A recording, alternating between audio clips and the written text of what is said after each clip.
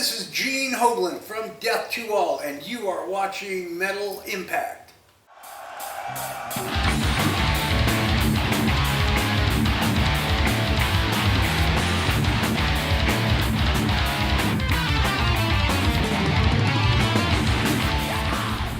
Greetings everyone, our guest today is the one and only Gene Hoglan. Nice to meet you, sir. Hi there, how are you, Tibor? Good to see you. Yeah, man, good to see you again. How was the last two shows?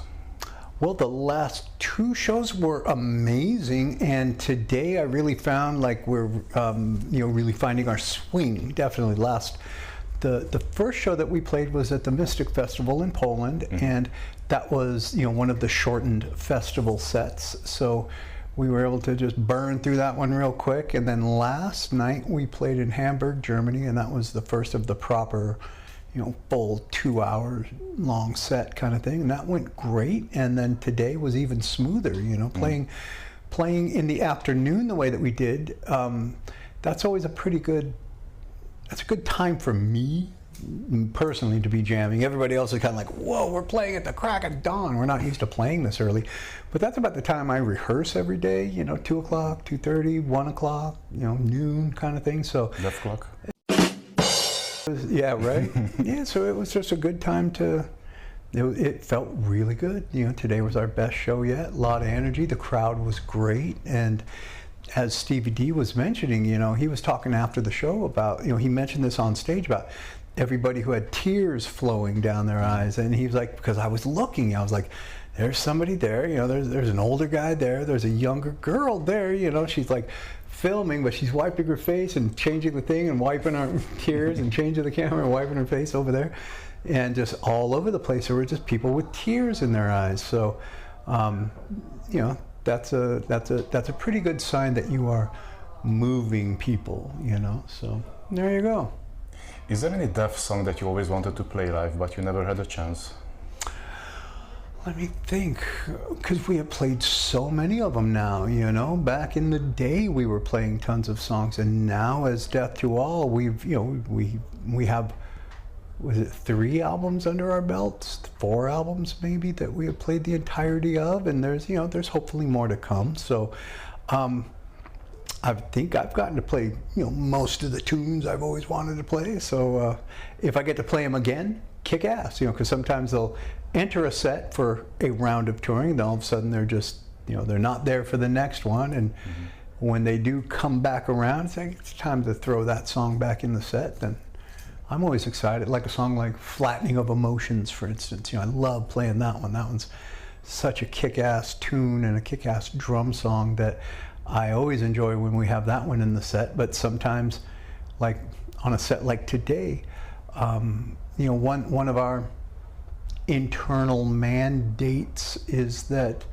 we play songs from every album, so that's always important to us, that every show from album 1 to album 7, we will get at least one song from every album on. And so sometimes that means you can't throw 2 or 3 on them. That's why I loved it when we were doing the kind of, we did the Sound of Perseverance, the Scream of Perseverance tour a few years back, a couple years ago, and we had 2-night residencies in venues. So the first night would be Scream Bloody Gore in its entirety, and with all the 2 other like brutal era of death albums on that first night. And on the second night was the Sound of Perseverance with individual thought patterns, human and symbolic, era type material around it. So that was really fun because you got to really stretch the set out. You got to play a lot of songs from each era, and that I think is cool. If we get to, if we're able to do this, this sort of tribute or whatever it is that I don't even know what this is. It's just we're a bunch of guys that play death music, a bunch of ex-members of Death who play death music. So if we get to go out and do that, then short of playing a 4-hour set, we'll try to play as long as we can. Nobody else in this kind of extreme metal plays a 2-hour set, and you have to kind of wonder, are we playing too much? Are we burning people out? But nobody ever leaves. The show is as packed at the end of the night as it is at the very beginning. So there you go. Who do we get to listen to warming up here? I don't know if this is even coming out, but that's pretty fun. He's not hitting his notes well, but that's okay. Do you see any chance to integrate a few Control Denied songs in the setlist in the future? I've been asked that 2 days in a row, and we're not averse to anything, We are, death to all, so we do tend to concentrate on the death era of Chuck's music, but also our music, I know Stevie D was involved in some of the Control Denied, but, so far, we've got enough on our plate concentrating on death material than, to branch out and try any of the other stuff, but we're not averse to any of it. I've thought about that, like, I wonder if we should toss a Control Denied song in. We're already playing 2 hours and 15 minutes, so, I'm not sure what we would cut to do so, but there you go. And we're open to any sort of future concept of anything, though. How would you describe Chuck's legacy? Well, I think that, as Chuck always, Chuck was never very comfortable with the nickname or the moniker of, the godfather of death metal. I mean, it sounds cool and it looks good on a headline, but Chuck was never real comfortable with being called that, because he's like, there were so many bands that I listened to that got me into this style of music. Guys like Possessed and Hellhammer and Venom and, Merciful Fate to a large degree, and, Slayer and bands like that. So, that's Chuck's musical legacy started in the same underground, heavier, darker metal scene. And his musical tastes and writing, that evolved as he got older. So that's a big part of his legacy as well, is being involved in this kind of music, and then it kind of venturing over to a completely different style. And that's one thing I've noticed, is that one thing that Chuck was a part of was, he was a part of the initial wave of death metal, of course. One of a number of creators and progenitors of that style, which then led to, he was also a creator, one of the many. You had Atheist and Watchtower, of course, bands playing technical, Mekong Delta playing a more technical style of metal, but with Human, that was a grand foray into playing some technical metal. And from the rhythm section standpoint anyway, from Steve and Sean's impact on that record, and then it leading into more tech, but also kind of the melodic style of death metal, melodic death metal. I mean, that's 3 different styles that death was a part of the inceptions of, the creations of. So, that's pretty interesting. So that is part of, Chuck's legacy, Death's legacy, part of each one of our musical legacies. Steve DiGiorgio, Gene Hoglan, Bobby Coble, those who are involved in Death to All, we're a part of that legacy as well. And that was pointed out to me by Christopher Steele, Chuck's nephew, who, also wanted to take a moment and go, just so you guys know, you were a big part of Death's musical legacy, of Chuck's movement in this style of music. You guys had a great part to do with it yourselves. So let's not forget that aspect of it too. And that's always stuck with me. That somebody so close to the situation. Christopher was a very young boy growing up with death, and he's taken the time to go, hey, this is about you guys as well. We do understand it's about Chuck, but don't forget about yourselves. So that's pretty nice. But that is one thing for Chuck's legacy, is that he left he created a bunch of music that had a great impact on a lot of people, you know. So that's really kind of the bottom line of, no matter what you say about Death, about Chuck, about anything involving the music, was Death had a great impact on a lot of folks, you know, musicians, fans, regular folks, you know. So there was a musical journey there that a lot of people got to take themselves, you know. So there you go. By the way, what do you think? Who invented death metal? I always felt, and I've had discussions with Mr. Jeff Becerra about this, I felt like, for me, death metal itself comes from the vocals, and it was invented in the line, "Watch as flowers decay on the cryptic life that died," by Slayer from Die by the Sword. When I was watching Tom laying down the vocals for that song, I was like, I've never heard anybody sing this low before. I never knew a voice could be like that.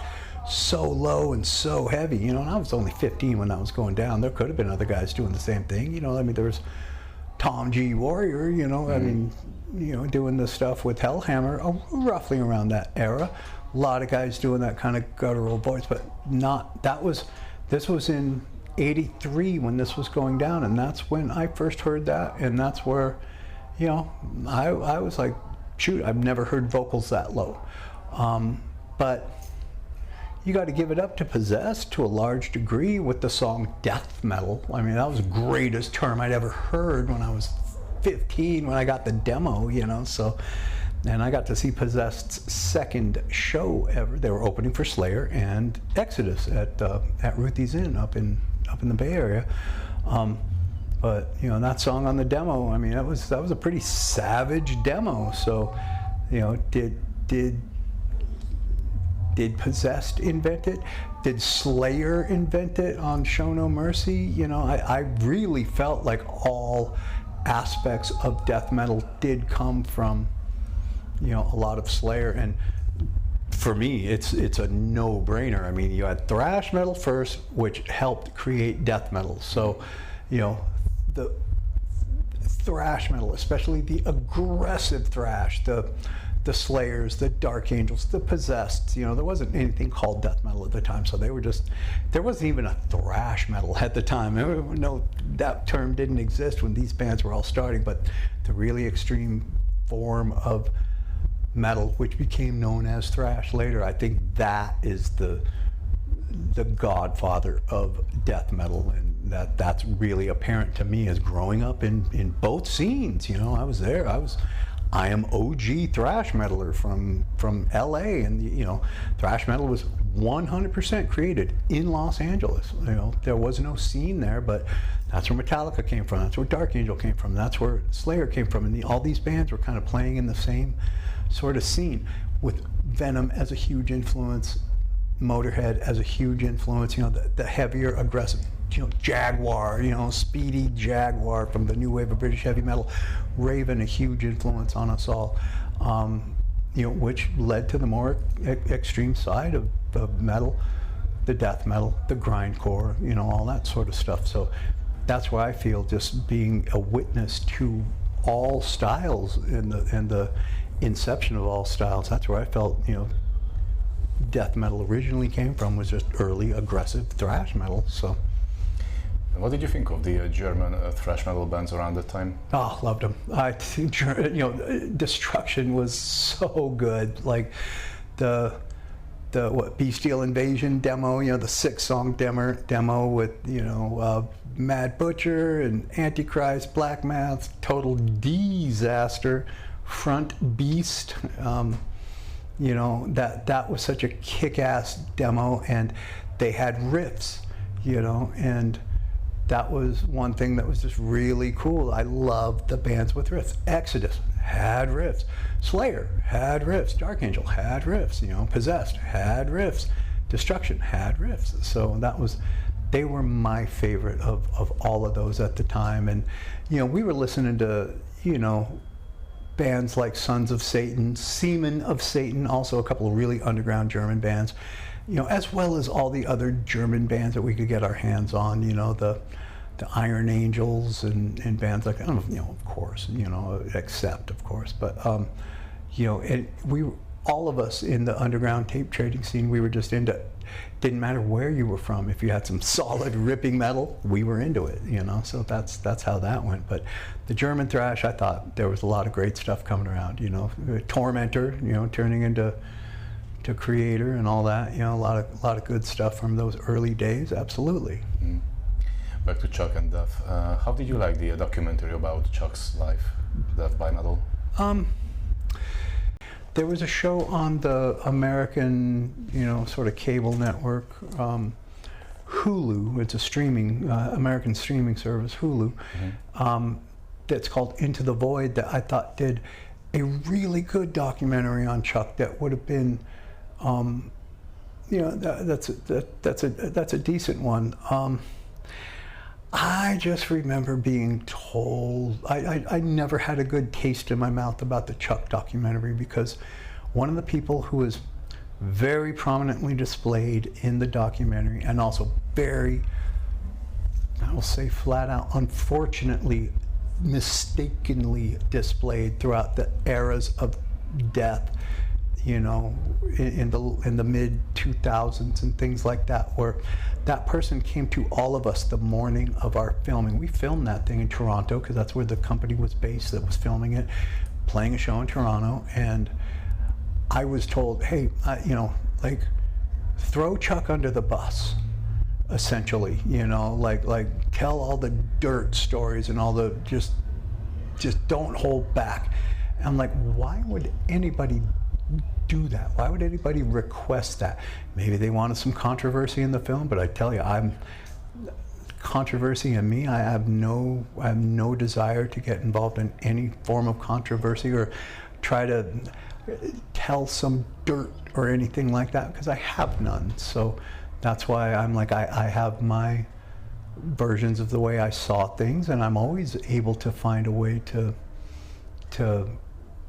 express what I feel, but if it means mudslinging, as it is called, I had no desire to do that. So that's why when I'm doing my interview, those words are just echoing in my head from 3 hours earlier. Yeah, throw Chuck under the bus. I'm just like, why would you, of all people, be telling me that? Why would you be saying, I don't trust you, I don't like you, I don't think you should even be involved in this project ever? And now that it's a few years later, it's being established that people are realizing, you're right, that person should have never been involved in this thing. So, that's the way I see it, but I have no desire to try to create some controversy. The music, is not death metal controversial enough, the music will speak for itself. I don't need to be trying to add to its narrative, either good or bad. It's like I can report the facts as I see them, and so that's what I chose to do in that movie. But if people like the movie, great. I know the people involved in making the movie, they wanted to make a movie about Chuck. Kick ass, good job. It was some of the behind the scenes, just whisperings in ears that were unappreciated by me. So that's what I'm just like, my whole interview and that, I'm just like, screw you, dude. That kind of thing. So there you go. There's a band called Left to Die with former Death members, and they are about to release an album with early Mantis and early Death demos re-recorded. Have you heard anything about it? I saw a post saying they were releasing a record. Mm-hmm. Okay, so you never heard any stuff from that record yet? Not from theirs. I'm familiar with all the original stuff. So, however Left to Die runs their operation, I have nothing to do with any of that. I know how Dethklok runs ours, and ours is from the standpoint of representing Death, representing Chuck, representing the music of the entire catalog, and that's very important to us. I suppose when we started doing Dethklok on a pretty regular basis, we could have said, well, hey, why don't we You know, we got Chuck, we got Bobby, we got Steve, we got Gene. We got 3 albums right there. Why don't we just focus on those 3 albums? We'll play our 3 albums that we were all a part of. But these are all songs that we had all played back in the day. A lot of, with the exception of, Death had stopped being a band after Symbolic. So everything from Scream, Bloody Gore up to Symbolic, we played songs off every record. So for us to come back as this band and play every era of Death is just natural, and that makes the only sense to me, because this is about the fans. This is about Chuck. This isn't about us in our limited little area of being a part of Death. It is limited. We were on 3 records, but part of the records that we were involved in were very important, and we actually played on the album. So that's really important that we get to represent the entirety of Chuck's catalog. That's how this is for the fans. This isn't for just us. The way it's for us is the fact we love playing together. Bobby, Steve, me, with Max Phelps, all 4 of us loved jamming together. So we get to do this, get to play some kick-ass music and make a whole lot of people happy and emotional. And this is a very magical show. That's been told to us a number of times, that the show is magic. And so that's pretty damn heavy. That's pretty cool that you're going to have an emotionally impactful evening by coming to see some death metal. How cool is that? And that's why Death to All is the only band that does this. Our sets are 2 hours long. Our sets run the entire gamut of the entirety of the Death catalog. So that's how we run our operation. And so, however anybody else wants to run theirs, you go. You do your thing, man. Like, if that's just more power to you, best of luck to you. Absolutely. Do you also plan to write songs together? Why would we? We play Death's music, that's why I'm just like, what would we do? Anything we would do would be a pale comparison to what the material that we are actually playing is. If we're going to try to write a copy, this song, I could see what that sounds like, Symbolic and Empty Words and Crystal Mountain, and then we already have Symbolic, Empty Words, Crystal Mountain, Zero Tolerance or Suicide Machine, or whatever in our catalog. So trying to put out a studio record of what would we do, a covers album of Death material? I never thought of that. A live album, that's probably the furthest extent that a Death to All in trying to have some integrity to what we're doing, because I think that's something that's also very important to us, representing with integrity. So we're playing songs live. We have live, documentation, if we have that available. Making a live DVD or something, that's not that's not ruled out, I suppose. But for us to go into the studio and record an album of material, I just wouldn't even know the approach to do it. Second to the fact that I don't think any of us have any time in the schedule to do it, because we're all pretty booked up. I'm pretty booked up now, getting there until 2028. So, here we are, not even halfway through 2026 at the moment. So that's, trying to find time, carve time out in the schedule to be able to do so. Something like that. Devote time to writing, devote time to recording and mixing and mastering and getting everything together to put out an album. That's a pretty, when you have nothing else going on, in your career or your life or anything, I could see where you can put a lot of focus on getting a studio record out. But, this is just one of the many things that all of us do. So that's kind of where, even if we wanted to and we were to get the blessings of the family, go write some material that totally, takes off where Chuck's kick-ass material left off. Even if we got that sort of go-ahead or anything, I just don't even know if we'd have the time to be able to do any of it. So there you go. You have been an active musician for over 40 years now.